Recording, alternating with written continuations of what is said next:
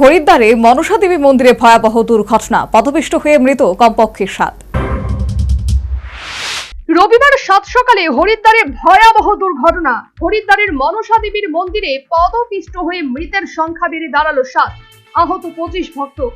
এদিন সকালে মন্দিরে পুজোর জন্য বহু ভক্ত ভিড় করেন। সিঁড়ি বেয়ে মন্দিরে ওঠার সময়ই দুর্ঘটনা ঘটে বলে সূত্রের খবর। পদদলিত হওয়ার খবর পাওয়ার সঙ্গে সঙ্গেই পুলিশ, প্রশাসনিক দল ও উদ্ধারকারী দল ঘটনাস্থলে ছুটে যায়। আহত ভক্তদের দাবি, কোনো কারণে বিদ্যুৎস্পৃষ্ট হন কয়েকজন ভক্ত, তাতেই হুড়োহুড়ি পড়ে যায়। তখনই ঠেলাঠেলিতে মাটিতে পড়ে যান অনেকে। তাদের পেরিয়ে পিছনের ভক্তরা যাওয়ার সময়ই পদপিষ্টের মতো মর্মান্তিক ঘটনা ঘটে।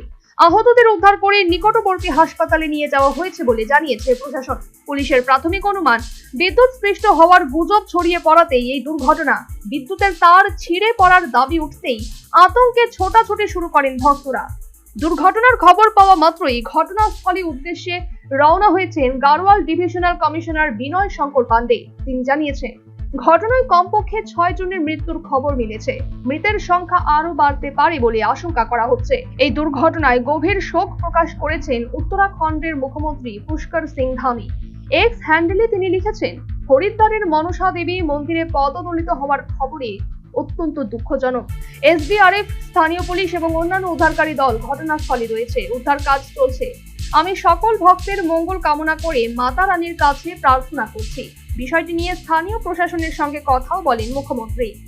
National bureau report, news vanguard.